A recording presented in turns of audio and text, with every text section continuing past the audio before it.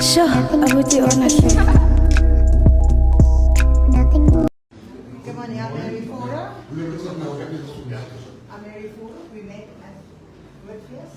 Yes, I remember. How are you, young lady? I'm so well. That's in the week to come. Thank you. Thank you so much. Correct? Who? Rizwan.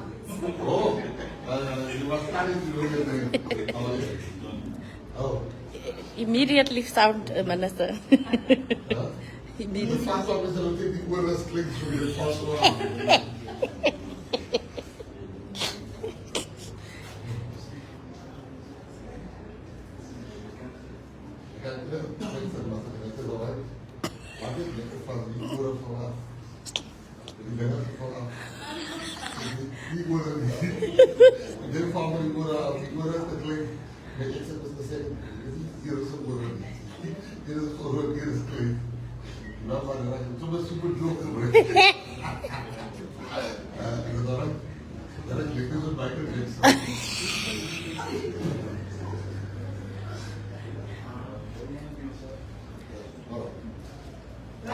He's so much. Oh.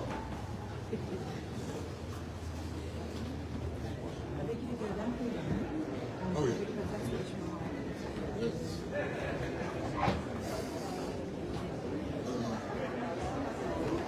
Thanks to go. The phone. Dat was alleen een jaren geleden. Wat er nog daar. Hey, mister. Three days riding up. Dit is gig. Dat is gig.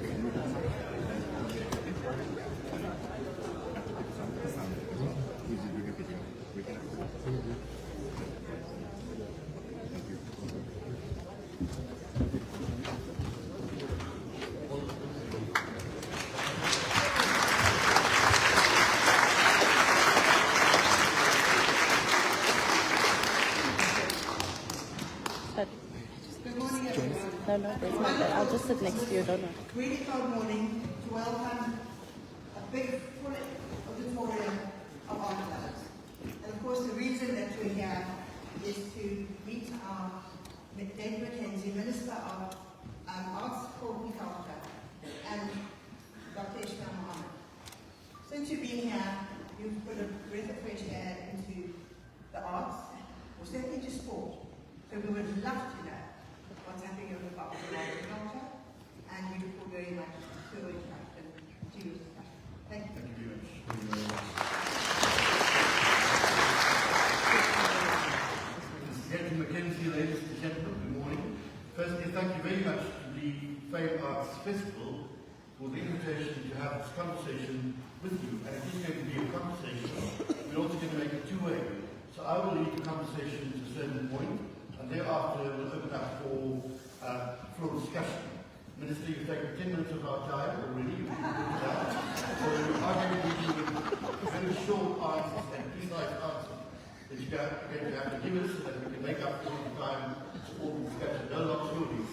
I remember when I was a child, I drove past coming to a mother's stay over in Boston, where my father's sister lived, and when she was crossing across us nephews and nieces, she would say very simply, "Hold the court and say money to go off here." We're going to give you like that, a little bit of a station as we go along. But just to ease all of you, I know you see the way, I'm not Indian version of and we didn't choose to sit like this on the left or the right, it just kind of happened. But also when you look at the photograph in the brochure, you'll probably see no beard, and you'll see I have very black hair. So since Minister Gayton Mckenzie took office, everything just turned white. And because he lost all his hair.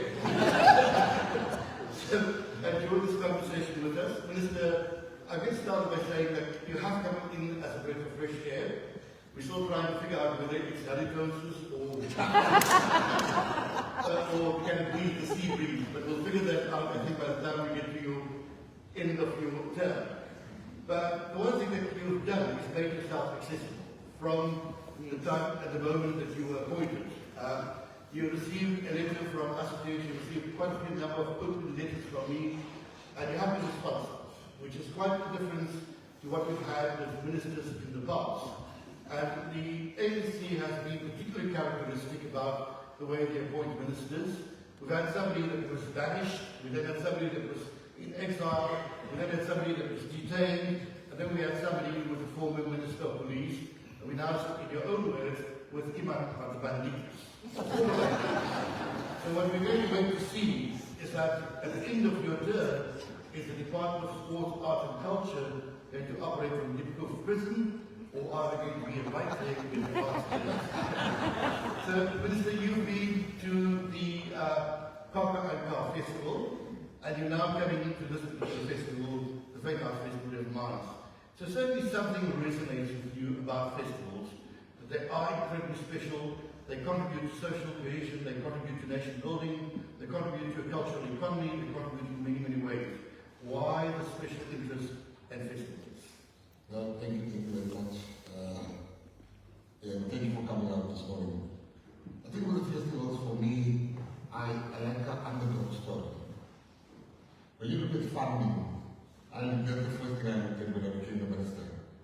I realized that festivals don't get support from the department. And that is the thing that survives and that drives the most. So I was fascinated, like this particular group of people having all these festivals, and the festivals being so successful, and you don't get funding from the department. And then the department funds so many things that is very unsuccessful. So I think it was curiosity and that brought me to the festivals and to learn. Most importantly, to learn. I want to pick up on the question of funding, because most of the festivals, whether it's the National Arts Festival in Grahamstown, the festival in Ocean Car and Car, or Art Club, the majority of those festivals do receive mainly corporate funding to give them back UPSA and Sunnybank and a few others that have been keeping festivals broad. And in other words, you want to see how festival moves, funding moves in festivals. But one of the things that has concerned us, particularly in our sector, is that we've had a number of calls in the year in the past. This particular year for artists has been particularly difficult, and more so because many artists are still recovering from the COVID-19 pandemic. But there's been only one call for this year. So far, the Mckenzie Gayton economy, and there's still no clarity as to when artists are going to obtain that funding.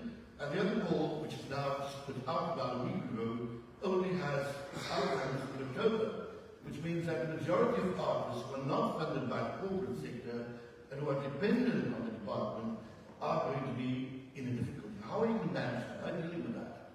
Well, let me just come back to your previous thing you said. When I mean they don't get funding, I'm talking about government funding. I don't speak for corporates. The festivals don't get government funding, that's what I mean. I think, and this is not even looking for sympathy. What I have found in the department is what we call a Gayton. I don't know how to describe it. When you have the same people getting money every year for the past, I'll make you an example, and I want to use a sporting example. I walk into my office and call all the top managers and said, we're going to go line for line, like those, Elon Musk, the ex-friend of Donald Trump. So I said, let's go line for line. I kid you not, we got to something called ring ball. I said, you've been giving ring ball money for 30 years. What is ring ball? Because I'm curious. And nobody knows. I said, call the guy that pays. I said, what's ring ball? I don't know. I said, why are you paying? I found the previous guy paying, so I continued paying. Then I realized that for artists, you have a fund called Silapa Wellness. 18 million rand. I'm going to talk about Silapa in a short while, so hold that thought. Yes. Yeah, but what I'm asking is that before you continue, you can combine the two questions. Is that you say you've seen the same names over and over in the same list, the same people getting funding all the time. So what we've created over the last 30 years with the Department of Arts and Culture is a grant-dependent arts sector, rather than one that is driven by entrepreneurship or a business thinking. If one takes, for example, the Edinburgh Festival, there is a policy and a strategy which is called Imagining Cities, Cities of Imagination 2030. It's a long-term plan. Is there that kind of policy and strategy being initiated in the department to shift funding from grant dependency and rewarding excellence, supporting entrepreneurship, supporting these kinds of community-driven initiatives that come out of communities and grow on their own and draw resources from there, which takes a complete shift away from grant dependency to a different kind of business model. And I know you've been talking a lot on your social media and other places about we want artists not to hold the big role. Let's talk about that. Let me just finish with the first thing to explain to you what I found. So I found a department that the money is just going to the wrong people, the same people, and these people, there's CIFSA. CIFSA is an organization that represents artists, very well connected politically. They get millions every year. I'm just mentioning 2 or 3 examples of what I found there, but it's not the only ones. So you have Selapa Wellness, 18 million rand. This is now for the well-being of artists. You have CIFSA, we are looking after artists. You have downtown studios for up-and-coming people, 18 million rand. And you ask, you get this money, what can you show for it? It doesn't make sense. So I could come in, and this is what the art in Joburg, the art gallery in Joburg. I know some of the art has been stolen. Can't prove it at the moment, but we're going to prove it. You go there, they don't want help. Where's the Picassos? Why can't we see them? The art in Joburg art gallery. When they get help, when they be offered help, they push back the people there and start calling some people racist. Why? Don't trust us. I came in, I'm like, no. We even got the presidency is now leading that we chair one of the work streams.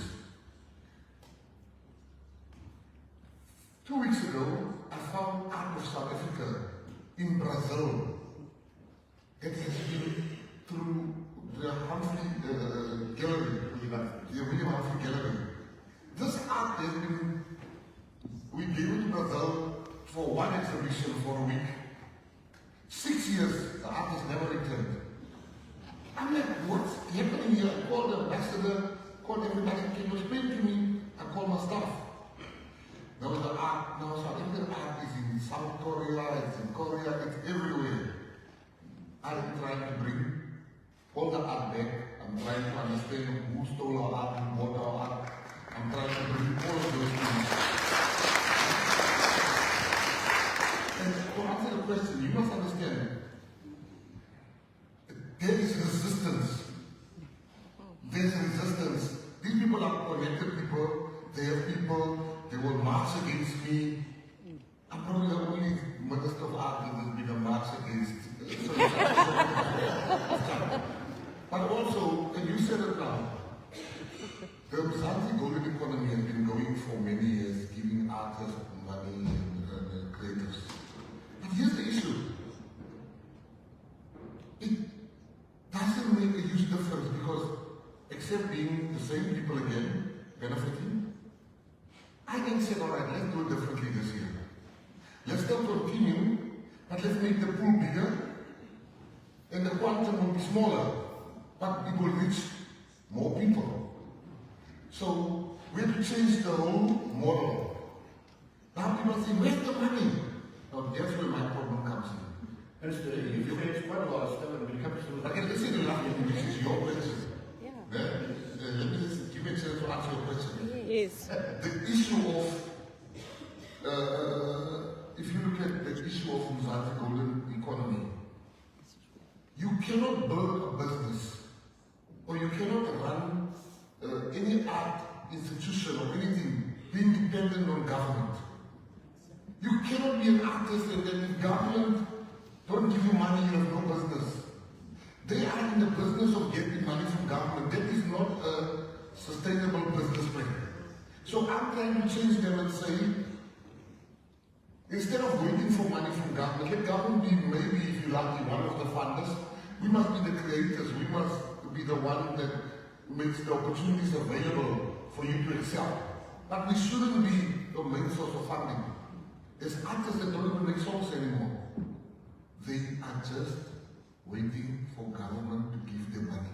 Yes, I just want to clarify for audiences that don't know some of the terms we've used. CIFSA is the Cultural and Creative Industries Federation, which was an initiative by President Jacob Zuma.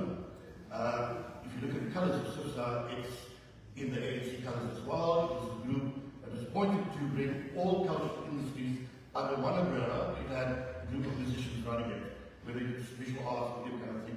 A disastrous tenure with loads and loads, millions of money that were displayed. So that's now abandoned. You've closed that down. Thank you very much.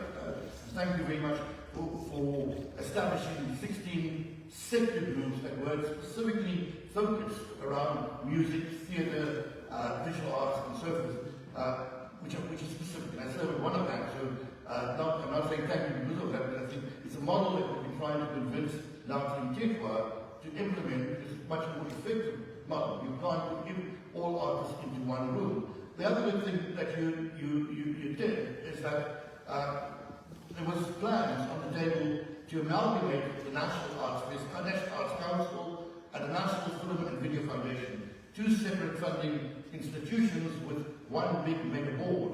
And we're going to have one big mega council with all the performing arts under one and all theatres under one, which is a ridiculous plan because you cannot, you can run a mega council for museums because the process and the principles of compensation is the same in dealing with artifacts. You can't do that with theatres. So you have a little more sense that, or I would say, a lot more sense than now in Gayton to abandon that plan. So you've abandoned a lot of things that were set up for disaster. Where is that common sense emerging from in the DAC? Because it is a new kind of thinking. And I know it's your thinking, but where's it stemming from? And how are we to see that implemented in policy so that when you're no longer there, we don't start it all over again, but there's policy that keeps it sustainable. I think the first thing is that we need to be honest. South Africans have this problem of not being realistic. When I came in, I saw, let's take opera music. I saw people representing the genre of opera music. There has never been to opera show. They've never listened to opera music. They don't know what they're supposed to. I remember myself. Many years ago, this girl I tried to impress this girl and she's like, I don't listen to this hip-hop nonsense. I love hip-hop. I'm like, me too. And she said, I said, what music do you like? She says, I love opera. So she took me to one. I made a big mistake to take my friends with. And I went, and they were singing, and they were performing, but my friend was sitting 3 steps behind. And I thank God today for that. Because when this lady started saying, oh, my friends, I would hear like, what's a cuckoo?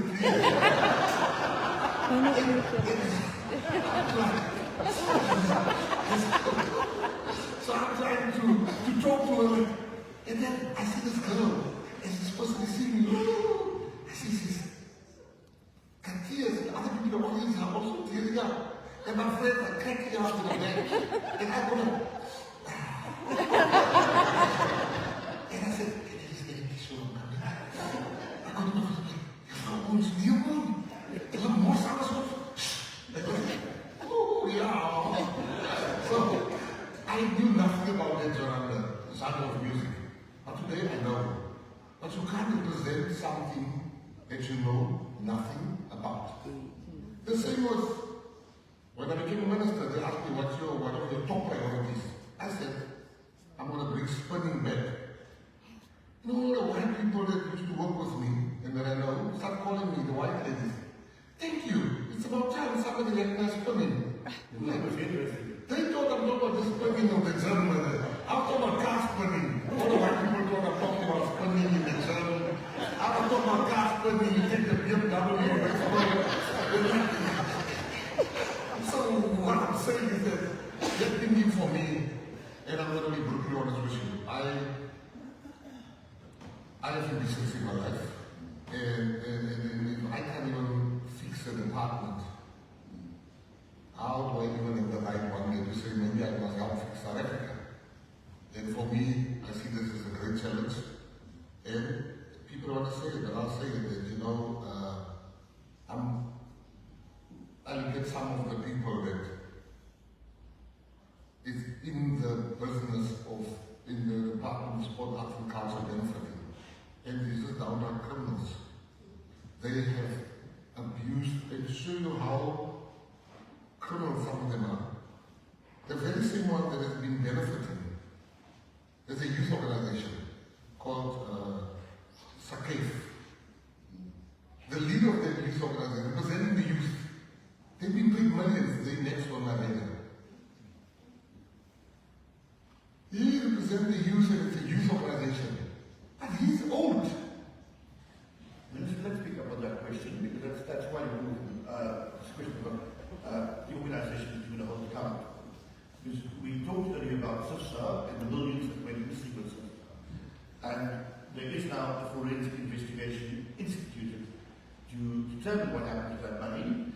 But what we've had over the last number of years is DAC has instituted a number of forensic investigations, but nobody was ever held to account.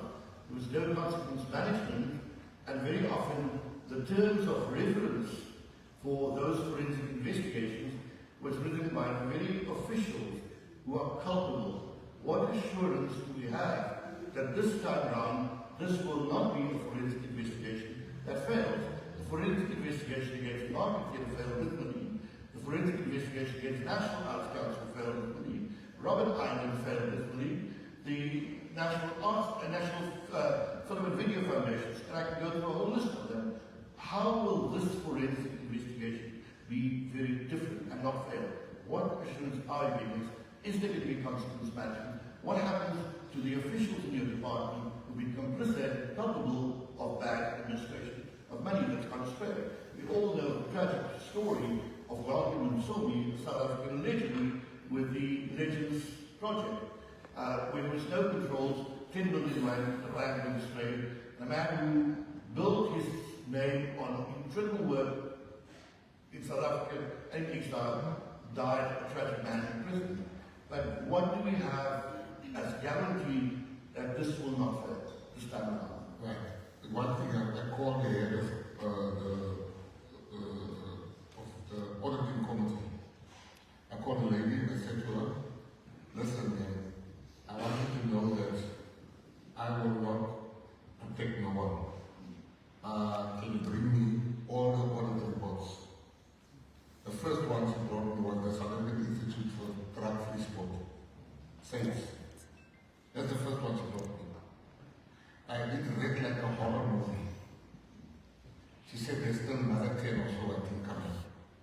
The first one she brought it to me 8 days ago. Yesterday, I removed the whole board, and I'm coming for each and everything.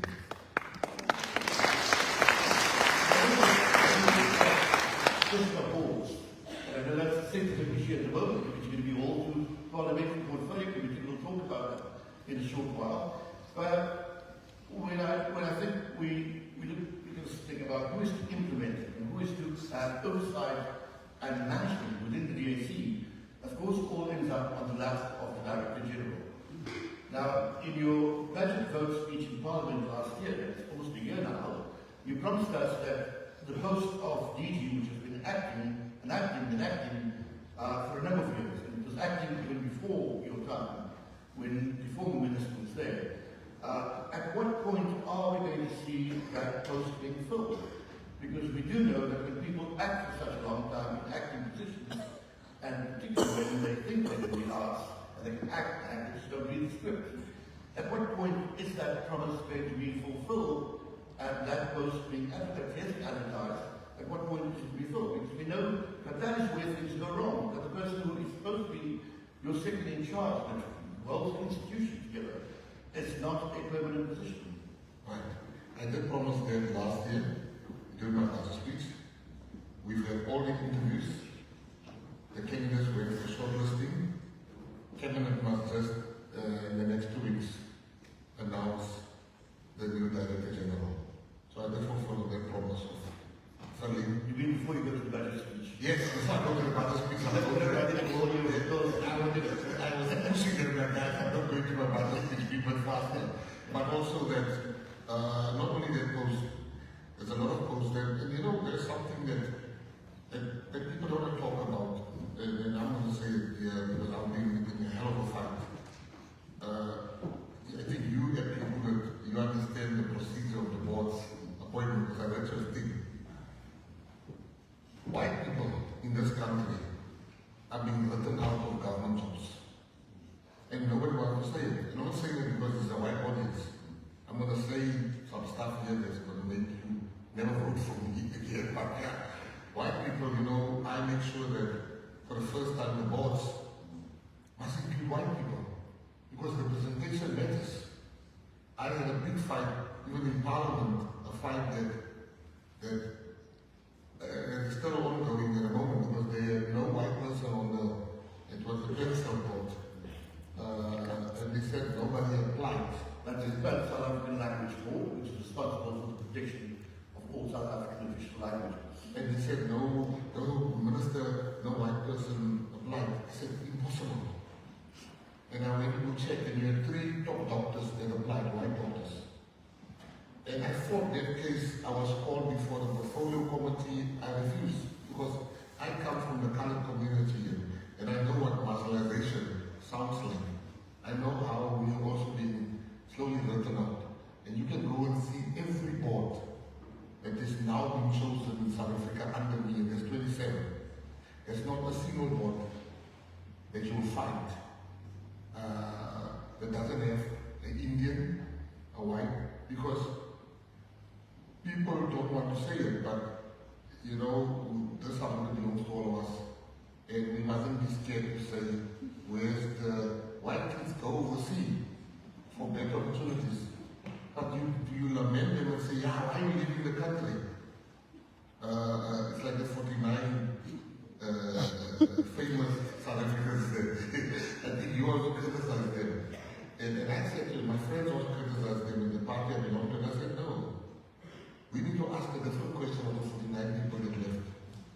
Instead of criticizing them, we must ask them a question and say, what makes you think there's a genocide? Because a man doesn't just leave his house. It's everything he knows. And wrongly or rightly, we believe some stuff, not to be true. Take yourself, put yourself on the moon, and you come back and we hear a leader sings, kill the Boer, kill the farmer. We know the history of the song. We know it's a song. Like everybody says, it's a song. No? It's a song. It's a style of song. Fine, let's song any style. Put yourself in the shoes of a white person that has been attacked on the farm maybe, and they hear, kill the Boer, kill the farmer. We have no place for people like Julius Malema and in this country. We should say it. If I'm not going to be invested.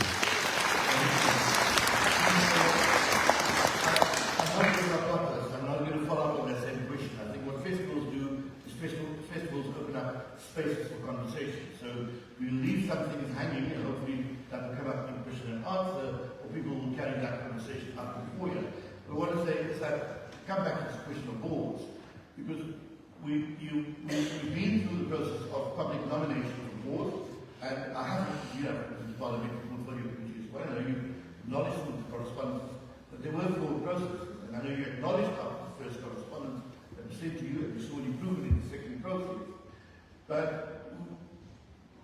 one of the challenges that we've had in the past is that there's always been this tension between boards that are elected to govern and the managements that are responsible for the operations. But we found boards blurring those lines and getting in, interfering in the operations, getting rid of CEOs, and then a board member is appointed in an active capacity with massive salary to serve there, and they're prolonging the appointment of the CEOs. It's all about corruption, in simple words. And we haven't seen that in your tenure, but we've seen this new board, you rush with the appointment of boards and so forth, and some boards structured effectively, others were problematic as we complained to you, and you took note of. But one thing that concerns me is that there is a legislation that governs the appointment of boards. And in the case of the National Film and Video Foundation, what we see now is that the CEO, Vincent Blades, who was interrogated in Parliament around the National Boxing thing, and who then became CEO of the National Film and Video Foundation, has now also resigned. And of course, there's an urgency to fill that particular position, which you've done, because until there isn't a CEO in that position, it means no grants can be signed, and artists and filmmakers are going to get stuff done. But the legislation is very clear that when a vacancy arises of CEO, it must be filled by a member of management.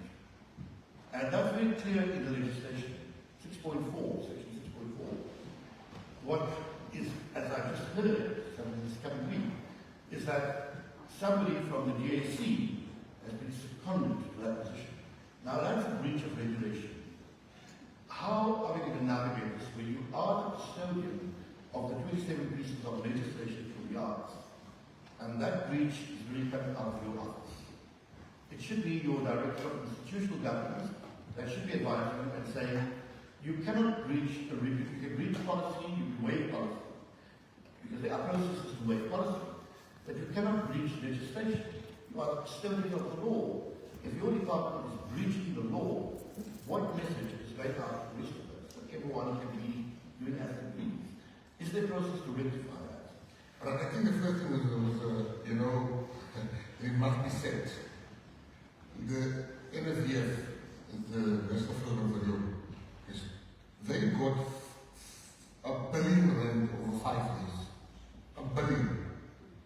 I called them in, the previous board. I said, you got R1 billion. Show me one hit movie, one blockbuster with R1 billion.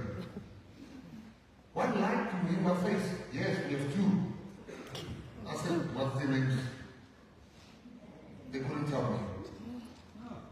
That board is gone. Got in a new board. Very good board, very good people.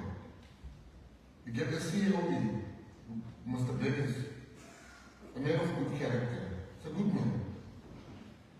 He resigned. I've heard many reasons for why he resigned, but I do personally think is that the pressures of that job maybe got to him. And that's why I think he's a good man. Now, coming to what you are saying, the breach of regulation, legislation. Yeah, before that. I got a request 2 weeks ago for 2.7 million rand for them to go to Kent's film festival. And I went back all these years, every year people go to Kent's. But what you can, if you want to learn from Kent's, you can just take last year's report or the year before or the year before. So I said no.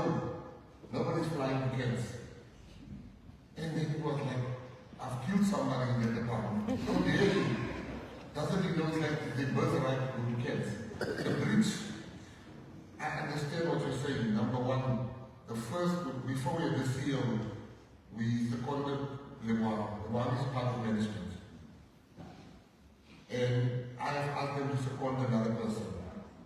It is news to me that the person that they have seconded is not management. I am shocked to hear that because the first secondment we did was Lemoine, which is management.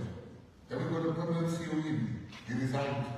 You would expect the people to understand what is the right thing to do. I can assure you, when I walk out of here, that's the first call. I can assure you that when the minister tells me I'll come back to you within 10 days, he does. Because he doesn't write it down and explanation. Or write it to a very good you are going somewhere else. Sometimes people are going somewhere else. Because I think what we see is, particularly in the last month, we've seen people going somewhere else because things may be going wrong and so forth. But I want to come specifically to this question around CEOs of institutions. Because, a video clip went viral, you all must have seen where you addressed the issue of foreign nationals in institutions, and you said, I'm giving you 3 weeks to get them out, otherwise I'm getting you out. And firstly, I'm not sure who advised you, because again, there's legislation, there's labour law. You can remove a council because you have a mandate and the authority and the legislative powers to do that. But the labour law does not permit you to remove a CEO who is not employed. You may be the funder, but they are accountable to a council via fund. And there have been precedents in the past where the CEOs were removed independent instruction from the former Minister of Arts and Culture, and there was enormous CCMA cases, labour cases, and CEOs had to be reinstated or had to go through an enormous payout. So what's happened at this particular point, you've given the CEOs an ultimatum which expired yesterday. And I do know that the CEOs have not implemented that, because firstly they know that you cannot take an instruction from anyone that tells you to perform anything illegally. And what you did was to tell before people to break the law, labor law. So they will not listen to you on that, but they haven't. And we can discuss why they may have, we don't discuss it here. But I just want to say, what are you going to do about it with your boards that didn't implement that because they knew that it was a breach of law that people were asking them to follow? Thank you. Look, firstly, where am I from, before I became a minister? I was the acting CEO of a listed company, listed on the JSE, listed on the London main board. I run several of my own companies prior to me being appointed, so I understand corporate governance. The first part of your question is, I can't tell the CEOs. I didn't talk to the CEOs. I spoke to the board and the board chairs. That is what the law expects of me. So that's the first part. So if I wanted to speak to the CEOs directly, I would go to the offices and I call the board chairs and I give them it. I want to explain something, particularly to your audience here today.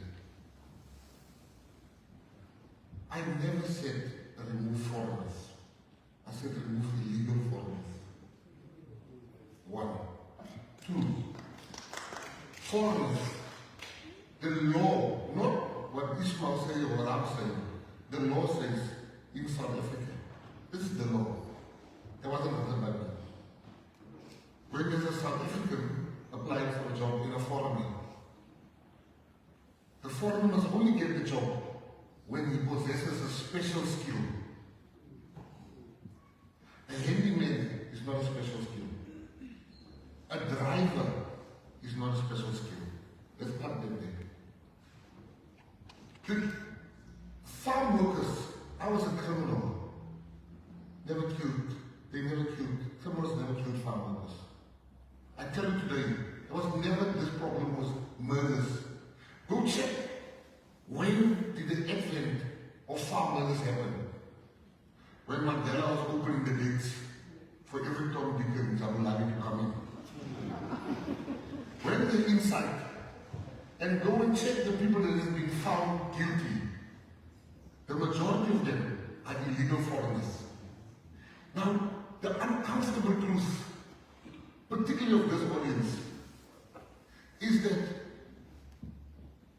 you never dare to leave your child with a stranger. Never. But you're doing that. The lady cleaning your house and the person being a gardener, you don't really know their real names. You didn't vet them. But as a South African, if I apply for a job, you're going to go, you was in jail. But in Franschhoek was a man that worked 18 years for a family as head of security. Interpol went there because that man was part of the killing of more than 3,000 people. He's sitting on the biggest bomb that's going to, and I'm telling you now as a politician, what will destroy South Africa is no white, black, Indian, colored relations. It is youth unemployment. Malema was a blessing, I'll tell you why. because he's more interested in the trappings of wealth. But if you have a guy like Andilan Kama, which is an MP, the one that said, kill all the whites, kill the children, I'll kill the children. Andilan is a friend of mine. Money means nothing to him. He's not a guy that you can impress with money. He would wear anything that he doesn't wear labels like myself and Malema. Yeah, he doesn't care which watch he has on. I don't even think Andy has a watch. But if Andy was in the position of Malema, there would have been a revolution already. But Malema is very good for this country because he stops the revolution. He fools people to say, I'm fighting for you. I'm a capitalist. Undoubtedly, don't look at me like this. I'm a capitalist. I believe in the free market. But you can't be saying you're communist and you love Mercedes-Benzes and you love the trappings of wealth. Now here's my important point that I'm trying to make. We have double-digit youth unemployment. You go to, I live in Cape Town. You go to every house in Cape Town, there's a foreigner working there. You go to every garden in Cape Town, there's an Malawian cleaning the garden. You go to restaurants here in Hermanus, you're being served by a foreigner. We are cooking our own demise. If they kill you, you can't find them because they were documented. The prisons at the moment awaiting trial prisoners are more illegal foreigners than locals. It is wrong. So in government, this is my last sentence as well. In government, you have people that has work permits. If you know your work permit is legal, if you know you've been legally employed, who can buy that? Why do you worry? Just give it. If you know you have a special skill, maybe you hold the garden fork differently than last Africans. That's your special skill. But it's still a gardener. So I'm saying, I'm going to crack down on all the illegal foreigners in the Department of Sport, Arts and Culture. And the one that didn't answer me, they will see who they deal with here. I think it's a week of anticipation, and in many ways, I think it's important that we understand the law. I don't want to say you reach the law there, you don't reach the law there. I think it's quite right to say that when we engage foreigners in South Africa, that there are legal processes, that there's work permits and whatever else, and they should apply across the board.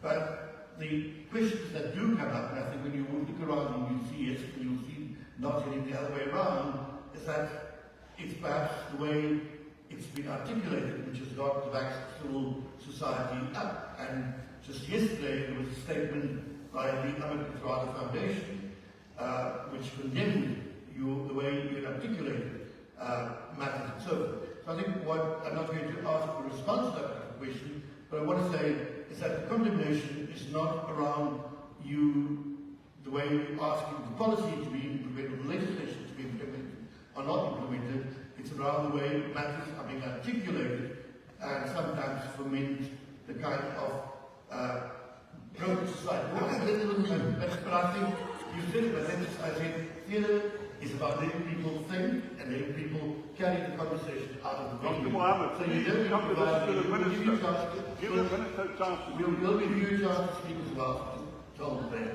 So what we're saying is you will get a chance. What we're saying is that the conversation is to throw a number of things to you and allow the conversation to happen. Otherwise it will become a church sermon where we just deal with everything in a one-way conversation. But I want to deal with the last question, and I'm going to look it up to the floor. That you have also backtracked, because initially when the Parliamentary portfolio said they summoned you, issued a video statement to say, I'm not going to do it, I'm not going to go, and you quoted the Popular Act, and last week you agreed that you will now go to the Parliamentary Portfolio Committee. I think on the 10th, you will present yourself to that and so forth. Why the change of heart? No, I don't have the change of heart. I don't have the power not to appear before the committee. I don't. Why did you put out the video in which you said you... No, they said I will be in the next one. I said I will not go because they have meetings every week. Every week. South Africa has one meeting in Brazil a year of ministers of BRICS countries. In that meeting in Brazil, we must sign and decide on budgets and what we're doing for the next year. How do I miss that meeting? Compared to a meeting that happens every week, a meeting that I can send my director, acting director general, and my whole staff. So I said, I will not go to that meeting. I said, I will not go. And I said, I'm going on the 10th. I don't have the powers as a public official not to be scrutinized and not to be interrogated. So I'm going on Tuesday. The issue that I'm having is that the words they are using, I'm going to take it up with them. The words they are using, you don't, you know, some people, there's a camera there that records everything. But you have members of the portfolio committee sitting with a video and editing. You know, in any conversation I can make anybody look stupid. Anyone. If I edited, I said something during the election which somebody edited. I said, Muslims are our enemies, they are saying. How can Muslims be our enemies? They took the first line. Muslims are our enemies. And they sent them out in the world. Now, how do people feel comfortable speaking with a guy that asked a question that was to build his political career on lies and editing? There is a video that records everything. Play that. People have access to that. Why do you need to have a phone to alter it? I will not be bullied by them. That's what I said. But I'm going to go there on Tuesday, or the 10th. I'm going to answer the questions. I think the head of SASCO, Barry Hendricks, he asked 2 questions in the parliament before he started. He said, I just want to know, is there anybody here amongst the people that's going to interrogate me that is a conflict of interest? And I asked not to be recorded with the video. And they chased him out. That's not, it is the Popia Act, it is his right. If somebody asked me here, can they record me? I said, on one condition, you record everything. And what is wrong with asking for that? They're going to make that committee inoperable very soon. Minister, when I opened up, I did say we may agree with you or we disagree with you, but the one thing is that you are approachable. So thank you for that. So this is the point at which I'm going to open up for questions from the auditorium. We'll take 3 questions and one after the other, and we'll let you respond to all 3. Any questions? Yes. As you have over there. At the top. And I have over there to... Up there. At the top. At the top there. Yeah. Oh, there. Yes. There's one. We'll take 2 rounds of questions. So keep it very brief because almost we need to make up for your time. No, you keep on saying, I wasn't late. Yes. No, but I'm saying, I wasn't late. Let me just get that right. I was here and I was saying, I don't want to go by time.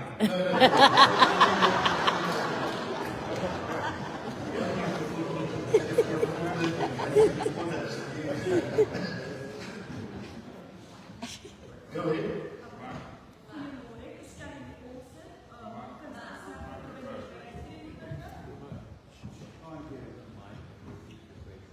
Goeiemôre, ek is Kelly Olsen, kunsteverslaggewer van Netwerk 24. Minister Mckenzie, ek het laas jaar vir u gesien by die Woordfees, en u het gesit met al die hoofde van die kunstefeeste. Wat ek wil sê is dat gisinge in die kunstegemeenskap dat u leebeloftes maak. Ek wil met u hoor, tot dusver, is amper 'n jaar in die stoel. Is daar enige gesprekke of beloftes wat u gemaak het aan mense wat nie vervul is nie? En 'n opvolgvraag is, het u al enige fondse beloof vir kunstefeeshoofde en nie gegee nie? Of u is in gesprek daarmee? Ik heb beloofd dat de kunstenfeesten geld gaan krijgen. Ik heb het vandaag gezegd dat het wordt nog, dus wordt binnen 2 weken worden aangekondigd. Ik heb een belofte gemaakt. En die gisteren, dat is net kost, whatever. Ik heb een belofte gemaakt. En als ik geld inkomt van alle mensen daar niet, dan zijn er geen beloftes.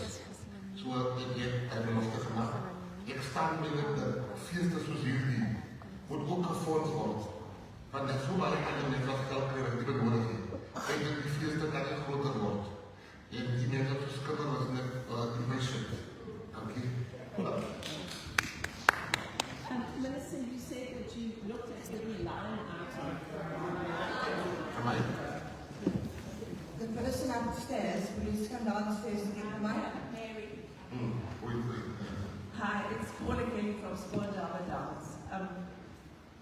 You said that, Minister, you said that you looked through the line items and discovered this and this and this. Do the public not have access to these line items, to these reports every year? We have to put our audited reports out to everybody. Does the department not have to put their audit reports with line items out? Because then we can all scrutinize with you together. A very good question. You're stealing my thunder because in my budget speech, the same day of my budget speech, I'm putting out everybody that ever got money from the department. Then the first day, so yeah, that is what should happen, what should have happened, because we've had instances where people got money and didn't pay the dancers for it. And they said the dancers, we were never paid. And the dancers come to us, why don't you pay us? So I can promise you, in my budget speech, it is a line item for them to release everybody. Then you can go on the internet. It's going to happen going forward.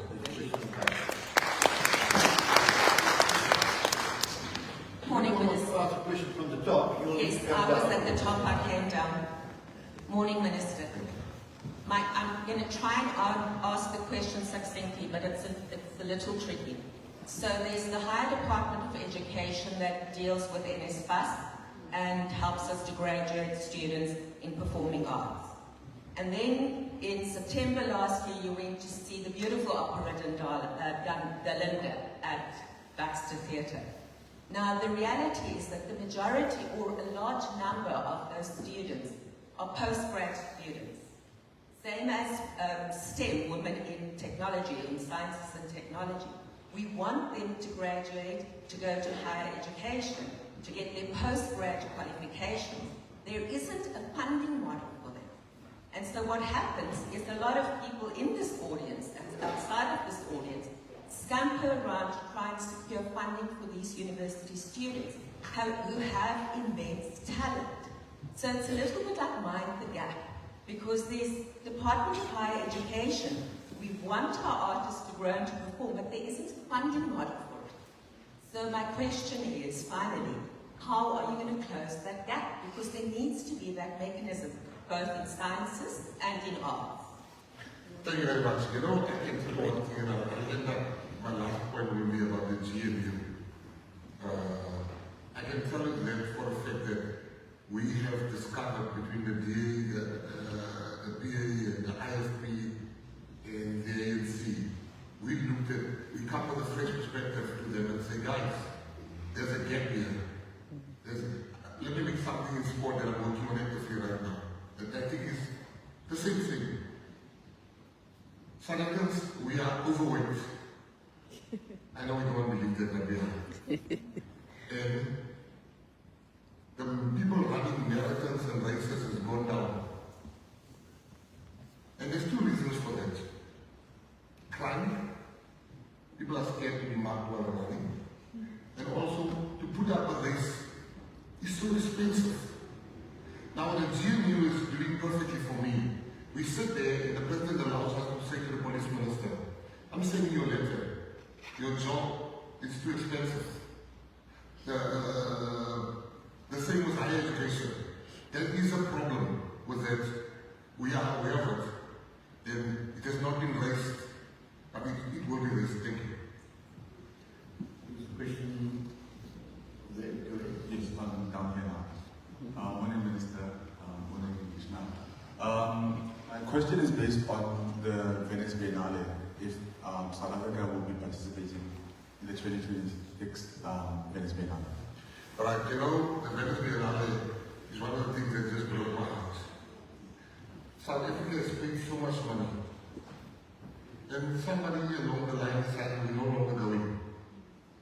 I called the staff, and I can assure you that South Africa for the first time, the hotel will be I mean, our place was just rented out there at no fee to another company. We have written the letters. We have written the letters to in our own department. And I can promise you that South Africa is back at the Vienna Biennale.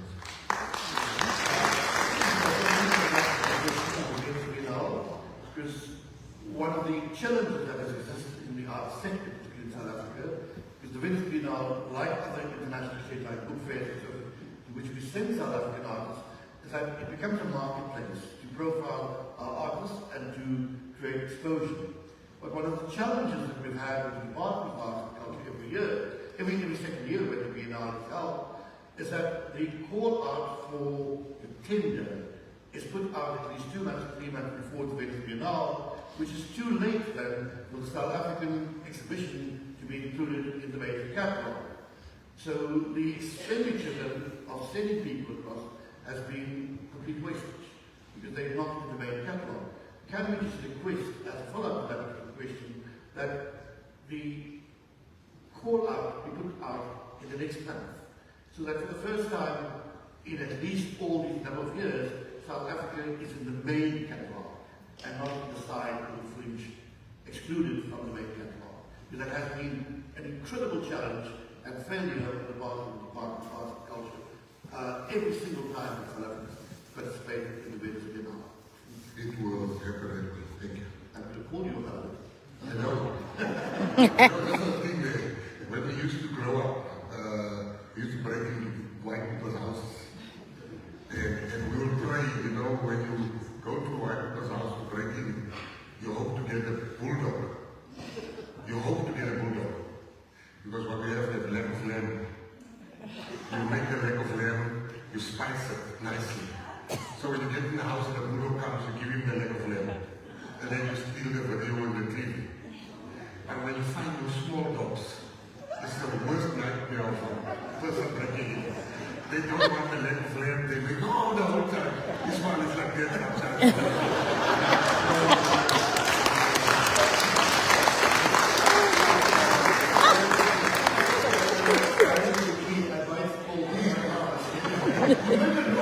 The police are coming. Those dogs, listen, if you know the house we go into, get those small, get your tigers. They make a noise, the neighbors here, the police, they like an alarm. There's a question at the back, right from back there. Oh, there's a gentleman there. I see a question over there as well. Can I go now? Yes. A bit more on the ground, Minister, and that is, can you comment on the gallery, the art gallery in Johannesburg, which is in disarray and got the most fabulous art collection, half of which has been stolen, and can you add anything to this? Right, I tell you, what I can illustrate is that firstly I want to apologize to those people that have been fighting this fight. They've been called racist, they've been called all sorts of names. They even, you were part of the group. Then once again Ismail had in contact with me and I got involved. I can tell you, we can all talk as ministers, as things, but when the president speaks, you listen. And the president came in and he had different work streams, and we are now actively fixing that problem. I am more interested in the Picassos. We've had whistleblower reports that some very big people that I know, which I can't mention here, bought some of the art. That is still just a whistleblower report. We're going to follow them up to the letter. We are now at a stage where the presidency is involved. We are speaking. There's still a little pushback from the metro in Johannesburg because the corrupt officials is there, some of them. Because why would you push back? Because all the help that you've been given by the art community. I am going to propose that all the minutes of our meetings must be published so people can know how far we are. But we are on them. Big theft. I'm talking about massive theft, in my opinion, has happened there. Massive theft. To provide more context to the question. Yeah. And as part of the G20 developments, and you may recall when President Cyril Ramaphosa said, I'm shocked when he saw the state of Joburg, he's put together, I think it's seven work stream groups. And one particular work stream group is specifically around the rehabilitation of cultural sites in Johannesburg, with a specific focus of the Johannesburg Art Gallery. So there's regular meetings held, which are chaired jointly by a representative from the President's office and a representative from your office. You really have a consistent person. The first time round, you had a Director General. The second time round, you had a very diplomatic Chief of Staff. But I think we need consistency in that meeting. And those two meetings bring together a number of stakeholders from the city, as well as activist groups and corporate sector to look at rehabilitation. Minister, at this point, we're going to have to close down. The purpose of is to continue the conversation outside. So let's take the conversation. Thank you very much to you, Minister. Thank you to you, ladies and gentlemen, and thank you to the Fine Arts Festival for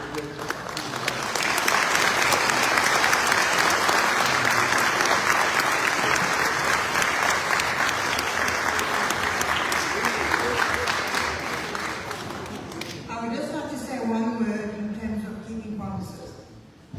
I met Mr. Mckenzie at Worthiest.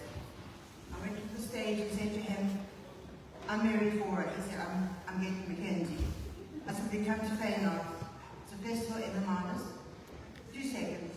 He pointed me on to his person who was on the stage with him. Take my number, get in touch with me, and I'll be here. Thank you very much.